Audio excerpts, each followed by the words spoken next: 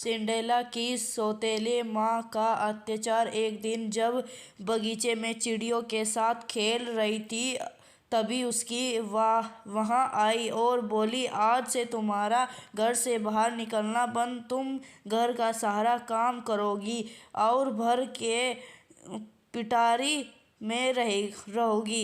इस पर सिंड्रेला को यह नहीं पता था कि वह क्या बोले। उसे जैसा कहा गया था वैसा ही किया। वह अपनी चीज उठाई और घर की पिटारी में चली गई। उस दिन से हर रोज वह घर का सारा काम खुद करती थी। वह बहुत थक जाती थी काम करते करते, लेकिन उसकी सौतेली माँ और बहनें उसकी मदद नहीं करती। वह उसकी काम में गलतियाँ निकालती थी। सिंड्रेला के पास चूहे और खिड़की पर बैठने वाले चिड़ियों के अलावा उसका कोई दोस्त नहीं था। ऐसे ही दिन गुजरते गए। एक दिन शहर में घोषणा हुई कि राज्य में राजा के द्वारा एक पार्टी की आयोजना की गई है। शादी के पात्र के लिए सभी लड़कियों को आमंत्रित किया गया है। सौतेली बहनों ने यह बात सुनी। दोनों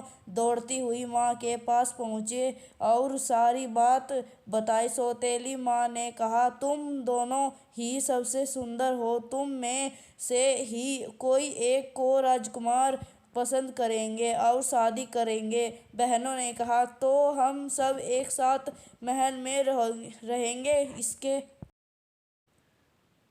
बाद सौतेली माँ और सौतेली बहनें बाहर गई ताकि अच्छे कपड़े और सामान खरीद के लाए, जिससे कि वह सबसे सुंदर दिखाई दे सके। यह सब सुनकर सिंड्रेला उदास हो गई। तैयार जोरों पर चल रही थी। सौतेली बहनों के कपड़े सिल कर आए गए थे। वह दोनों शीशे के सामने बैठकर कहती थी कि हम सबसे सुंदर हैं, हमें राजकुमार जरूर पसंद करेंगे। आखिरकार वो दिन आ ही गया। सौतेली बहनें आज पार्टी में जाने के लिए तैयार हो रही थी, इसलिए इसमें सिंड्रेला पूरी तरह मदद कर रही थी। सिंड्रेला ने पूरे दिन उन्हें तैयार किया। शाम तक वह दोनों तैयार हो गई। जब माँ घर में आई तो सिंड्रेला ने पूरी हिम्मत जुटाकर बोली, क्या मैं भी पार्टी में जा सकती हूँ?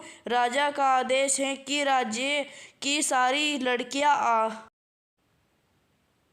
सकती है। इस पर सौतेली माँ और दोनों बहनें हंसी और बोली, पार्टी के लिए तुम्हारे यही कपड़े हैं? राजकुमार को शादी करने के लिए लड़की खोजनी है, ना कि नौकरानी। माँ ने कहा, तुम कहीं नहीं जा रही हो और रात तक सारा काम खत्म कर देना। यह कहा कर वह चली गई।